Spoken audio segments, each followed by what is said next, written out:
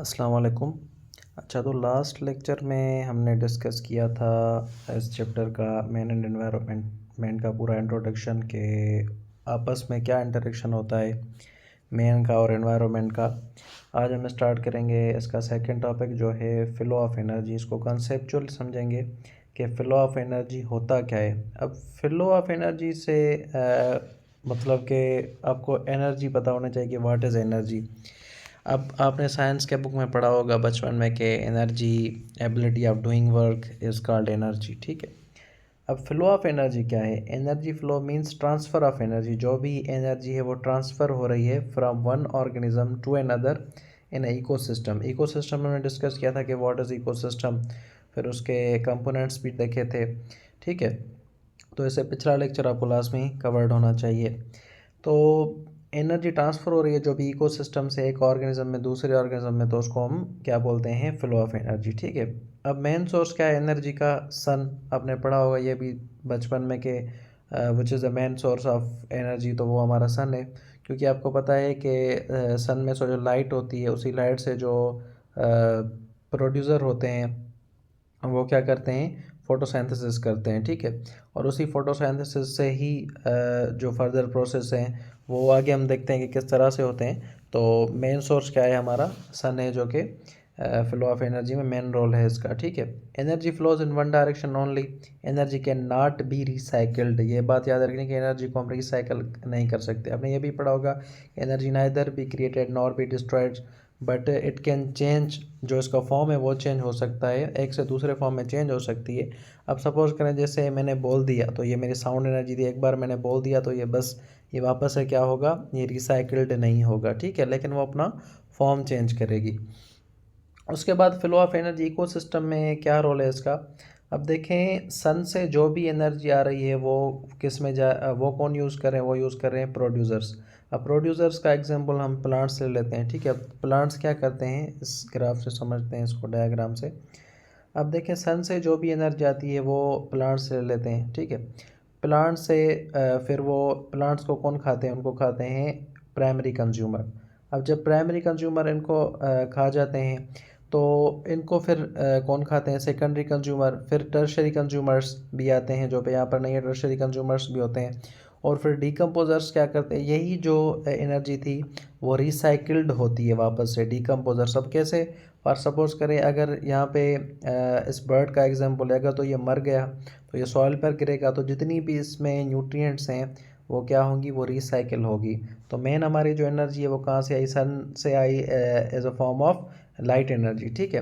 क्योंकि आपको पता है कि जब सन से लाइट होती है लाइट आती है तो वो जो फोटोसिंथेसिस में यूज़ होती है और जितनी भी हीट है उससे वो क्या हो जाती है? रिलीज़ हो जाती है। इसी तरीके से यहाँ पर भी हीट जो है वो रिलीज़ होगी, हीट रिलीज़ होगी, और यहाँ पर जितने भी न्यूट्रिएंट्स हैं उनको क्या किया जाएगा? एब्जॉर्ब किया जाएगा, ठीक है। तो प्लांट क्या करते हैं? कन्वर्ट करते हैं सोलर एनर्जी या लाइट एनर्जी आप बोलें into chemical energy in the process of photosynthesis, ठीक है। एनिमल्स क्या करते हैं? Animals get energy by eating plants और अदर एनिमल्स। वही एनर्जी फिर उनमें ट्रांसफ़र हो रही होती है। At each step energy is lost as a heat. तो वही एनर्जी लॉस्ट हो रही है एज अ हीट। तो ये प्रोसेस सिंपल आपको याद रखना है कि सन जो है वो हमारा मेन सोर्स ऑफ एनर्जी है। तो प्लांट क्या करते हैं? यूज़ करते हैं सोलर एनर्जी को केमिकल एनर्जी में इन द प्रोसेस ऑफ फोटोसिंथेसिस। फिर वही एनर्जी एनिमल्स में जाती है जब वो प्लांट्स को ईट करते हैं या दूसरे जानदार एनिमल्स, ठीक है। तो हर स्टेप में क्या हो रही है? एनर्जी लॉस्ट हो रही है एज अ हीट। ये बुक की आप में डायग्राम भी है, उसी की ये एक इजी डिस्क्रिप्शन है। उसके बाद ट्रॉफिक लेवल्स क्या होती हैं? अब फर्स्ट ट्रॉफिक लेवल में प्रोड्यूसर्स आते हैं जिसमें प्लांट अलजाए या और भी। उसके बाद सेकंड ट्रॉफिक लेवल होती है जिसमें प्राइमरी कंज्यूमर्स आ जाते हैं हर्बीवोर्स। थर्ड ट्रॉफिक लेवल होती है जिसमें सेकेंडरी कंज्यूमर आ जाते हैं कार्निवोर्स। और फोर्थ ट्रॉफिक लेवल है जिसमें टर्शरी कंज्यूमर्स आ जाते हैं जिनको हम टॉप कार्निवोर्स भी बोलते हैं। तो which are the top carnivores? They are the tertiary consumers and they come at the fourth tropical level, okay. तो ये ट्रॉपिकल्स लेवल्स होती हैं, इनको हम फिर आगे देखते हैं कि इनको हम पिरामिड में कैसे रखते हैं। उसके बाद 10% लॉ ऑफ एनर्जी क्या होता है कि only 10% energy transfer to the next trophic level, 90% energy is lost as heat. यानी कि जो एनर्जी ट्रांसफ़र हो रही है सिर्फ 10% हो रही है। अब ये भी ट्रांसफ़र हो रही है, ये नहीं कि एनर्जी जो है दोबारा क्रिएट हो रही है या डिस्ट्रॉय हो रही है, नहीं, वो लॉस्ट हो रही है as a heat moment, respiration में लॉस हो रही है। जो भी हम रेस्पायरेशन जब करते हैं, आपको पता है कि जब हम रेस्पायरेशन करते हैं तो कौन सी गैस जो है वो हमारी बॉडी से जाती है, कार्बन डाइऑक्साइड, ठीक है। फिर उनको कौन यूज़ करते हैं, प्लांट्स उनको यूज़ कर लेते हैं in the combination of water के साथ, ठीक है। तो ये जब दो चीज़ें आपस में मिल जाती हैं तो ये, एक मिनट, हाँ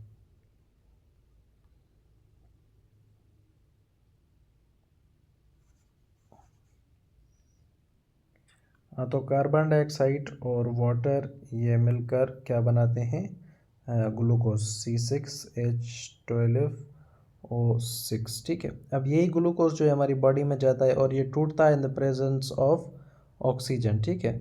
जिसको हम क्या कहते हैं कि फूड जो है हमारा वो बर्न होता है। आपने सुना होगा ये कि फूड क्या होता है, बर्न होता है, ठीक है। तो इसी प्रोसेस को हम रेस्पायरेशन भी बोलते हैं। आई होप कि आपको राइटिंग समझ में आ रही होगी, ठीक है। रेस्पायरेशन बोलते हैं। एक मिनट, इसको दोबारा से मैं अच्छी तरीके से लिख लेता हूँ। हाँ, तो ग्लूकोज जो होता है C6H12O6, ये टूटता है in the presence of oxygen. इसी को हम क्या बोलते हैं, आर से मैं लिख देता हूँ रेस्पायरेशन। इसको फूड बर्निंग प्रोसेस भी बोला जाता है। अब ये नहीं कि खाना जल रहा है, इट मीन्स के वो हीट जो है वो ज़्यादातर क्या हो रही है, 90% जो हीट है वो लॉस्ट हो रही है, ठीक है। तो इसीलिए हम बोलते हैं कि जो फूड चेन होती है, explains why food chains are short. तो 90% जो हमारी एनर्जी है वो लॉस्ट हो रही है as a heat movement and respiration, ठीक है। उसके बाद फ्लो ऑफ मटेरियल्स का कॉन्सेप्ट समझ लेते हैं कि what is flow of materials. Flow of materials means circulation of nutrients. अब न्यूट्रिएंट्स किसको बोलते हैं, ऑब्वियस गिज़ा। Materials are recycled again and again, unlike energy materials do not get loss. अब मटेरियल्स तो लॉस्ट नहीं होते, लेकिन एनर्जी जो है वो हमारी क्या होती है, लॉस्ट हो जाती है, ठीक है। अब कैसे होते हैं, अगर क्वेश्चन आए how materials flow, producers take nutrients from soil, air, water. अब एयर में से क्या लेते हैं, सपोज करें प्लांट्स एयर में से क्या लेंगे, तो एयर उनका एक, यूं कह लें कि एक मीडियम है, सोर्स है उनका कार्बन डाइऑक्साइड का। वाटर से, वाटर वाटर और सॉइल से न्यूट्रिएंट्स लेते हैं। और वाटर वाटर में भी क्या होता है, हमारा H2O होता है। तो इन सब को कंबाइन कर कर क्या बनता है, ग्लूकोज बनता है। अब कंज्यूमर्स जो होते हैं वो क्या करते हैं, ईट करते हैं प्रोड्यूसर्स को एंड अदर कंज्यूमर्स, ठीक है। अब डीकम्पोजर क्या करते हैं, डीकम्पोजर फिर ब्रेक करते हैं डेड ऑर्गेनिजम्स को into simple substance, nutrient return to soil and environment. इसका एग्जांपल मैंने आपको ऐसे जैसे पिछली स्लाइड में दिया कि सपोज़ करें अगर कोई कंज्यूमर है, ठीक है। अगर कोई हर्बीवोर है, वो क्या कर रहा है, वो क्या खा रहा है प्रोड्यूसर को, ठीक है। अगर उस हर्बीवोर को किसी ने खा लिया, अब ये नहीं कि जब उस कार्निवोर ने उसको खा लिया तो जो कार्निवोर में न्यूट्रिएंट्स आई वो अब नहीं जाएंगी सॉइल में, नहीं, जब उसकी डेथ होगी जितना भी उसका ऑर्गेनिक मटेरियल है वो क्या सॉइल में जाएगा। फिर क्या होगा, वाटर के साथ प्लांट्स उसको दोबारा या प्रोड्यूसर्स दोबारा उसको यूज़ करेंगे और फिर वही न्यूट्रिएंट्स वापस आ सकती हैं, ठीक है। तो इसी तरीके से क्या होता है, ये जो न्यूट्रिएंट्स हैं वो मटेरियल्स हैं न्यूट्रिएंट्स वाले, वो फ्लो होते हैं। अब डीकम्पोजर्स का क्या रोल है, जैसे बैक्टीरिया है, फंजाई है, मैंने आपको पिछली वाली वीडियो में भी बताया था कि डीकम्पोजर्स क्या करते हैं, ब्रेक डाउन करते हैं डेड प्लांट्स को एंड एनिमल्स को। तो डीकम्पोजर्स का बहुत बड़ा रोल है। Release nutrients back to the environment, main role इसका ये है कि क्या करते हैं, जितनी भी न्यूट्रिएंट्स हैं उनको एनवायरनमेंट में वापस से रिलीज़ करते हैं और सॉइल की फर्टिलिटी भी मेंटेन करते हैं। ये भी फ़ायदा होता है डीकम्पोजर्स का, ठीक है।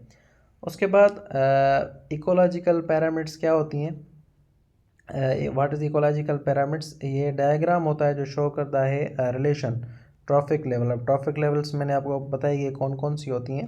तो तीन किस्म के होते हैं ecological pyramids, pyramids of number, pyramids of biomass, pyramid of energy. सबसे पहले हम पैरामिड ऑफ नंबर देखते हैं। अब इसमें क्या करता है, show number of organisms at each trophic level usually upright, ठीक है। अब देखें कि इसको हम कैसे रखते हैं। इसका एक असेंडिंग ऑर्डर होता है, ऐसे नहीं। जैसे सपोज़ करें कि पिरामिड ऑफ नंबर में इस वाले लेवल पर हमने किसको रखा है, प्रोड्यूसर्स को रखा है। उसके बाद प्राइमरी कंज्यूमर में हमने ग्रास होपर को रखा है, जो कि किस पे डिपेंड करता है, प्रोड्यूसर पर। फिर सेकेंडरी में हमने स्पैरो को डाल दिया है, ठीक है। और इसी तरीके से फिर टर्शरी कंज्यूमर में स्पैरो हॉक आ जाता है, ठीक है। तो इसी तरीके से ये क्या होता है, ये होता है हमारा पिरामिड नंबर, जिसमें हम ट्रॉफिक जो लेवल होती है उसको हम शो करते हैं। अब देखें इसमें ज़्यादातर जो है वो क्या पता लग रहा है कि ज़्यादातर इसमें प्लांट्स आ रहे हैं, क्योंकि प्रोड्यूसर हैं, फ्यूअर हेर्बिवोर्स हैं और वेरी फ्यूअर कार्निवोर्स हैं। इसी तरीके से फिर जो डीकम्पोजर्स इनको डीकम्पोज करेंगे और फिर से हम न्यूट्रिएंट्स को, बहरहाल वो तो एक अलग टॉपिक है, लेकिन पिरामिड ऑफ नंबर में यही चीज़ें आती हैं, ठीक है। तो इसको हमने ऐसे सेंडिंग ऑर्डर में रखा हुआ है। उसके बाद पिरामिड ऑफ बायोमास, अब इससे क्या मुराद है, ये शो करता है total weight biomass of organisms, जितने भी ऑर्गेनिजम्स हैं उनका जो टोटल मतलब के वेट के लें, वो हम पिरामिड ऑफ बायोमास में देखते हैं। ये भी अपराइट होता है। अब कैसे, इसमें भी देखें कि यहाँ पर जितने भी प्राइमरी प्रोड्यूसर्स हैं वो आ गए, trees, shrubs, ferns, grasses, flowers, ठीक है। अब इनकी देखें कि 9000 kilo calorie per square metre per year available for primary consumers, ठीक है। जैसे जैसे हम ऊपर जाते हैं तो देखें किलो कैलोरीज में क्या आ रही है, कमी आ रही है। तो फाइनली जब हम यहाँ पर देखेंगे तो 9 प्रोड्यूसर से देखें तो यहाँ पर कितनी किलो कैलोरीज हैं, 9000। और जब यहाँ पर आ गए तो कितनी हो गई, टोटल 9 किलो, ठीक है। इसी तरीके से ये जो है वो हम शो करते हैं। तो ये पूरा एक पिरामिड बन रहा है। पिरामिड कैसे कैसे बन रहा है ये पिरामिड, ये देखें यहाँ पर ये प्रोड्यूसर्स का जितना भी वेट है। अब नंबर में हम वेट नहीं बता रहे थे, तो बायोमास में हम वेट बताते हैं टोटल ऑर्गेनिज्म का कि, और उसको फिर इस बेसिस पे रखते हैं जैसे ये पूरा पिरामिड बन रहा है, ठीक है।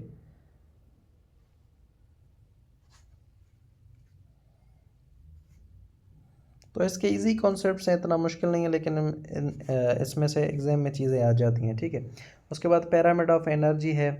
पिरामिड ऑफ एनर्जी क्या करता है, ये एनर्जी शो करता है। नंबर्स में इनमें डिफरेंस क्या है, तो नंबर्स में हमने क्या किया है, नंबर वाइज इनको डाला है सिंपली, ठीक है, प्रोड्यूसर से मतलब कि कंज्यूमर तक। और फिर इसमें टोटल बायो मास देखें तो कैसे कम होता जा रहा है जब ऊपर जा रहे हैं, फिर यही क्या होगा, वापस जो न्यूट्रिएंट्स हैं वो रिसाइकल होगी कह लें। उसके बाद पिरामिड ऑफ एनर्जी में क्या करता है, show energy contain at each level पे, ईच लेवल पर कितनी एनर्जी है, ठीक है, कितने कैलोरीज हैं, ये भी अपराइट होता है। कितनी एनर्जी लॉस हो ये, या डायरेक्शन बताता है एनर्जी फ्लो का, जो कि इस तरफ जा रहा है। तो इसमें दोनों आ गई, pyramid of biomass and pyramid of energy, ठीक है। अब बायोमास टोटल वेट बताता है और एनर्जी बताती है कि कितनी, मतलब कि कितना कंटेंट है हर, मतलब कि एनर्जी कंटेंट टोटल कितना है, जो कि आपको किलो कैलोरीज में दिख रहा है, ठीक है। आई होप कि यहाँ तक बातें क्लियर हो गई होगी। उसके बाद देखते हैं कि एक टॉपिक है जिसका नाम है बायो जियो केमिकल साइकिल्स। अब ये क्या होती हैं, इसको भी हम कॉन्सेप्ट के साथ समझते हैं। Bio means living things as you know, geo means earth, जिसमें अर्थ में हमारे क्या जाती है, मट्टी, पानी, हवा, सॉयल, वाटर, एयर, और केमिकल मीन न्यूट्रिएंट्स। तो टोटल कितनी चीज़ें हो गई, living organisms, earth and nutrients, ठीक है। अब ये क्या साइकिल्स हैं, cycle shows movement of nutrients between living and non living components, ठीक है। अब ये कैसे होती हैं, इसकी कौन कौन सी टाइप्स हैं, ये इंपॉर्टेंट है। कार्बन साइकिल है, इसमें नाइट्रोजन साइकिल है, वाटर साइकिल है और फास्फोरस साइकिल है, ठीक है। अब सबसे पहले कार्बन साइकिल क्या है, कार्बन आपको पता है कि carbon is essential for carbohydrates, proteins and fats, ठीक है। अब इसका एग्जांपल ऐसे समझ लें, जैसे आपके में भी कॉन्सेप्ट में आ रहा हो कि कार्बन डाइऑक्साइड का हमारी बॉडी में क्या रोल है, या अगर कार्बन डाइऑक्साइड का इंसानों से क्या ताल्लुक़ है। तो कार्बोहाइड्रेट्स आपको पता है कि कार्बोहाइड्रेट्स प्राइमरी सोर्स हैं एनर्जी का। अगर प्लांट्स के पास कार्बन डाइऑक्साइड नहीं जाएगी तो वो कैसे वाटर को कंबाइन करके ग्लूकोज बनाएगा, है ना। ये कॉन्सेप्ट की बात है। तो कार्बन डाइऑक्साइड का ये आप सिंपल एग्जांपल यहाँ पर भी समझ सकते हैं कि कितनी कार्बन डाइऑक्साइड जो है वो इम्पोर्टेंट है, ठीक है। उसके बाद ये प्रेजेंट होती है एटमॉस्फेयर में, प्लांट्स में, फॉसिल फ्यूल्स में। जो ऑर्गेनिक केमिस्ट्री जब हमने पढ़ी थी तो मैंने आपको बताया था कि फॉसिल फ्यूल्स में हम कैसे उसको फिर अच्छे तरीके से साफ़ करके जो पेट्रोल या इलेक्ट्रिसिटी यूज़ कर रहे हैं या गैसोलीन, तो वो सारा भी इनडायरेक्टली यूँ कह लें कि इसी चीज़ में से आ रहा है। हाँ, अगर ये है कि इनका जो ओवर यूज़ हो रहा है तो वो गलत है। उससे फिर काफ़ी सारे नुकसान हो रहे हैं, जैसे ग्लोबल वार्मिंग हो रही है। तो जितनी भी इसकी कंजप्शन ज़्यादा होगी तो उससे ऑब्वियस नुकसान हैं, लेकिन कार्बन हमारे लिए इम्पोर्टेंट भी है, ठीक है। उसके बाद स्टेप्स कौन से होते हैं कार्बन साइकिल के। सबसे पहले carbon dioxide taken by plants during photosynthesis. Photosynthesis के जरिए जितने भी प्लांट्स हैं वो क्या करते हैं, कार्बन डाइऑक्साइड को टेकन करते हैं। उसके बाद कार्बन इंटर होती है फूड चेन में और रिलीज होती है रेस्पिरेशन के थ्रू, डिकम्पोजिशन के through, burning of fossil fuels के थ्रू, ठीक है। तो ये भी याद रखना है कि कैसे रिलीज़ होती है कार्बन। तो रेस्पिरेशन, जब हम रेस्पिरेशन करते हैं तो ये हम कौन सी गैस जो है वो एक्सेल करते हैं, कार्बन डाइऑक्साइड, ठीक है। और डिकम्पोजिशन में भी यही होता रहे और बर्निंग ऑफ फॉसिल फ्यूल्स में भी ये होता है। हाँ, लेकिन अगर इसकी क्वांटिटी बढ़ जाएगी इन्वायरमेंट में तो वो बहुत नुकसानकार है, ठीक है। उसके बाद इंपॉर्टेंस क्या है इसकी, ये मेंटेन करती है कार्बन डाइऑक्साइड बैलेंस, जिसका बेड़ा हमने गर्क कर लिया इंसानों ने, ठीक है। सपोर्ट करती है फोटोसिंथेसिस को और रेगुलेट करती है ग्लोबल टेम्परेचर को।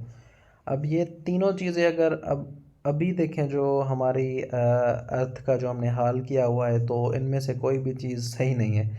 लेकिन एज पर कोर्स हमें ये चीज़ें देखनी है, लेकिन अगर कॉन्सेप्ट से अब समझेंगे तो ना तो ये मेंटेन है अभी। चलो ठीक है, ये बात के सपोर्ट करती है फोटोसिंथेसिस को, लेकिन आप जैसा इनपुट दोगे तो वैसा ही आपको आउटपुट मिलेगा। और रेगुलेट करती है ग्लोबल टेम्परेचर को, ठीक है। लेकिन अगर ये बढ़ रही है तो उससे ग्लोबल वार्मिंग भी हो रही है, तो इसको हमें मेंटेन करना है। और कैसे करेंगे, जितने हम प्लांट्स वगैरह लगाएंगे। लेकिन अब देखें कि इतने मतलब कि इसकी जो है वो हमने बढ़ा दी अपने प्लेनेट में कि जितने भी जंगल वगैरह लगा रहे हैं तो वहाँ पर फायर्स लग रही हैं, ठीक है। तो कार्बन डाइऑक्साइड किसी हद तक जो है वो इम्पोर्टेंट है, लेकिन इसके कुछ डिसएडवांटेजेस भी हैं, तो इसको बैलेंस करना बहुत ही ज़रूरी है। उसके बाद नाइट्रोजन साइकिल है। अब नाइट्रोजन क्यों ज़रूरी है, प्रोटीन्स के और डीएनए के लिए बहुत ही ज़रूरी है नाइट्रोजन। 78% नाइट्रोजन एयर में होती है। अब प्लांट्स जो है वो डायरेक्टली नाइट्रोजन को यूज़ नहीं कर सकते, तो वो कैसे यूज़ करते हैं, नाइट्रोजन फिक्सेशन का एक प्रोसेस होता है। इसमें क्या होता है, कन्वर्ट होती है nitrogen gas into usable form, ठीक है। अब ये कैसे होती है, कोई आपसे पूछे कि भाई नाइट्रोजन तो डायरेक्टली यूज़ नहीं होती, तो वो नाइट्रोजन को पहले फिक्स किया जाता है। तो एक नाइट्रोजन फिक्सिंग बैक्टीरिया होता है, लाइटनिंग फॉर्म्स अमोनिया और नाइट्रेट्स। ये क्या करता है, अब ये नहीं कि इसका कॉन्सेप्ट आप ये समझ लें, जैसे सपोज़ करें कि कार्बन डाइऑक्साइड है तो वो स्टोमेटा के ज़रिए डायरेक्टली जाती है, तो ये डायरेक्टली नहीं जाती है। इसमें एक बैक्टीरिया होता है जो सॉइल में क्या करवाता है, नाइट्रोजन को फिक्स करवाता है, ठीक है। और अमोनिया नाइट्रिफिकेशन कौन सा प्रोसेस होता है, नाइट्रिफिकेशन एक ऐसा प्रोसेस होता है, what is nitrification, in which ammonia convert to nitrites then nitrates, ठीक है। अब ये भी डायरेक्टली ऐसे यूज़ नहीं होती, पहले क्या होती है, इसकी पूरी नाइट्रिफिकेशन होती है, जिसमें अमोनिया कन्वर्ट होता है नाइट्राइट्स में, फिर नाइट्रेट्स में, ठीक है। ये कौन करता है, मैंने आपको ऑलरेडी बताया कि सॉइल, मिट्टी में एक बैक्टीरिया होता है। फिर क्या करते हैं, प्लांट डायरेक्टली नाइट्रोजन को एब्जॉर्ब नहीं करते, वो नाइट्रेट्स को जो है वो क्या करते हैं, एब्जॉर्ब करते हैं। तो अब पहले क्या होता है कि nitrification, this is what is nitrification, it's a process in which ammonia is converted into the nitrates then nitrates by the help of soil bacteria, then plants absorbs nitrates. तो उनमें क्या आ गई, अब आपकी नाइट्रोजन आ गई, ठीक है। हाँ भाई, तो उसके बाद हमारे पास जो है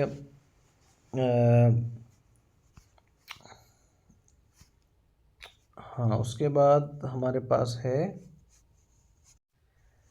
असाइमिलेशन। ठीक है, अब असाइमिलेशन क्या है? प्लांट्स एब्जॉर्ब करते हैं नाइट्रेट्स को, तो नाइट्रोजन बिकम पार्ट ऑफ, तो नाइट्रोजन किसका पार्ट बनती है? प्रोटीन का, अमीनो एसिड्स का। Animals gate nitrogen bye eating plants, तो इसी तरीके से जो एनिमल्स हैं उनमें भी नाइट्रोजन आती है जब वो प्लांट्स को खाते हैं। ठीक है, तो नाइट्रोजन ऐसे डायरेक्ट नहीं आती, उसके ये कुछ प्रोसेस होते हैं। हो सके आपको ये मतलब कि मैंने इजी बना दिया है, तो बस आप समझे कि ये प्रोसेसेस यही हैं, लेकिन इनको आपने ऑन वर्ड में लिखना, ऑन वर्डिंग में लिखना होगा कि नाइट्रोजन फिक्सेशन कैसे होती है। ठीक है, उसके बाद अमोनिफिकेशन होती है। Ammonification, what is ammonification? Dead plants and animals decomposed. अब जाहिर सी बात है, जो कार्बन डाइऑक्साइड है या जितने भी न्यूट्रिएंट्स हैं वो जब रिवाइव हो रहे हैं, तो ऑब्वियस है कि जो अमोनिया है वो भी होगी। तो ammonification, this is a process in which dead plants and dead animals decomposed. अब उसमें से जितना भी ऑर्गेनिक नाइट्रोजन होता है वो कन्वर्ट होता है अमोनिया में। ये भी कौन प्रोसेस करता है? ये डिकम्पोजर्स करता है। अब ये नहीं कि यहाँ पर भी ये बैक्टीरिया करता है, ये डिकम्पोजर्स। ऑब्वियसली वो तो होते हैं बैक्टीरिया एंड अल्जाई हैं, लेकिन जो सॉयल बैक्टीरिया होता है वो उनको क्या करता है? फिक्स करता है। ठीक है, तो यह अमोनिफिकेशन का प्रोसेस होता है। उसके बाद denitrification, nitrates convert back into the nitrogen gas.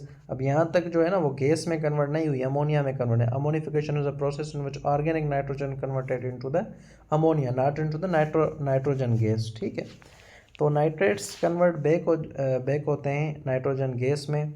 Return nitrogen to atmosphere, maintain nitrogen balance. इसी तरीके से डीनाइट्रिफिकेशन एक ऐसा प्रोसेस है, यानी कि पहले वो अमोनिया में कन्वर्ट होगी, उसके बाद नाइट्रेट्स में, और फिर नाइट्रोजन गैस में, तो इसी तरीके से वो फिर एटमॉस्फेयर में वापस आ जाती है।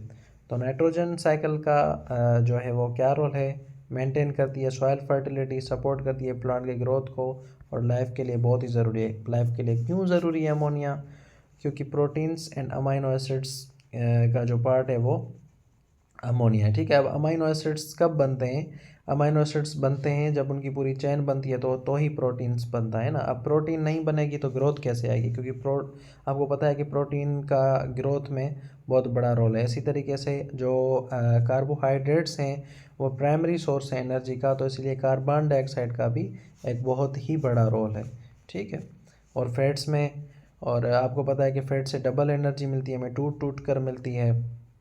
तो तीनों का बहुत इन बायोमॉलिक्यूल्स का बड़ा रोल है। तो ये बायोमॉलिक्यूल्स डायरेक्टली तो नहीं आते, ऑब्वियसली कुछ प्रोसेसेस होंगे, तो इसीलिए हमें ये चीज़ें ज़रूर आना चाहिए। ठीक है।